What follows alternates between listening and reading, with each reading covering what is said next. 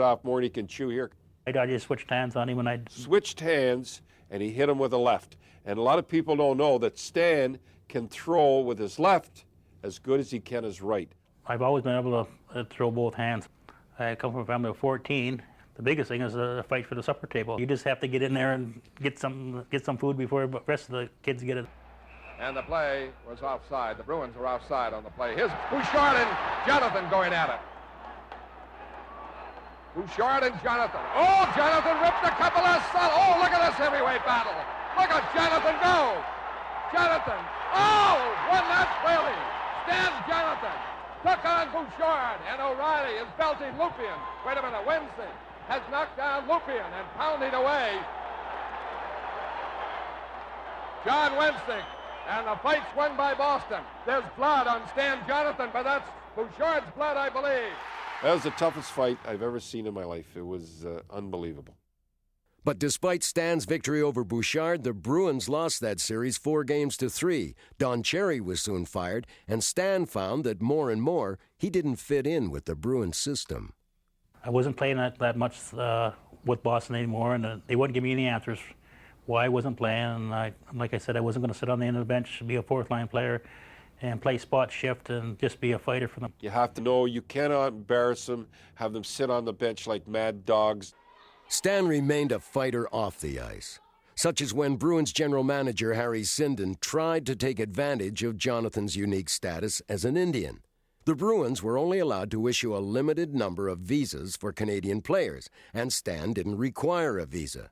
That situation could have allowed Sinden to carry an extra Canadian on his roster, but Jonathan wouldn't allow it. I hope you're not bringing a player across here to beat me out of my job, and you're using a green card or visa on it. Because I said no, I'll make you give me one, because just so you wouldn't be using another player to beat me out of a job. I said that's not fair. Stan's unique status also allowed him to do things other U.S.-based Canadian players could not do.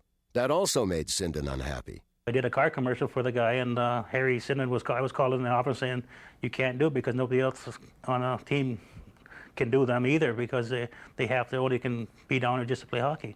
I said, it didn't bother me. I said, well, I'm going to do it. I did it, and I'm going to do it anyway, because I'm North American Canadian, and I can work both sides, and I can make money both sides. After hanging around Boston for 2 years while his contract expired, Stan returned home to Ohsweken, Ontario, where he now lives happily with his wife Kathy, his children, and his grandchildren. But his image as a fighter would have an enormous influence on future generations. Native children such as Gino Odjick, Sandy McCarthy, Craig Berube, and Chris Simon would use Stan Jonathan as a role model.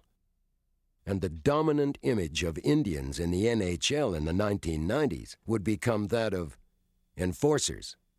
Because he was native, and he also was a good goal scorer, and used to do a great job when he fought. I always wanted to be Stan Jonathan.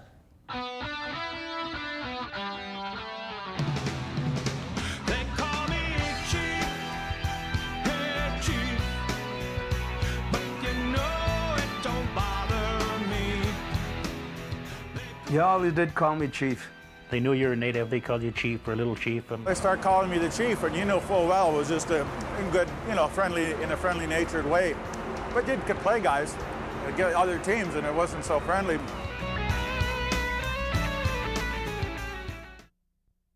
You get called dirty Indian or dumb Indian or whatever what it is.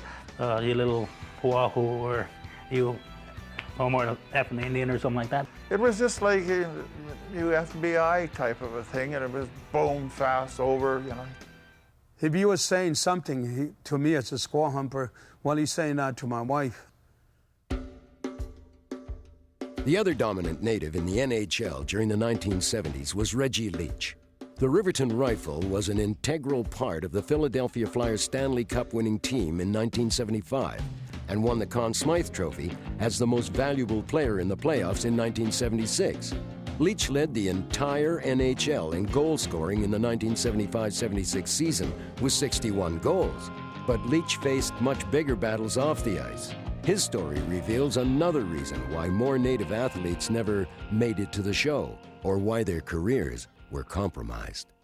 The biggest goal in my life I didn't accomplish was that I did not make it into the National Hockey League Hall of Fame. The people in the National Hockey League didn't want to take a chance with me because of the overdoing myself in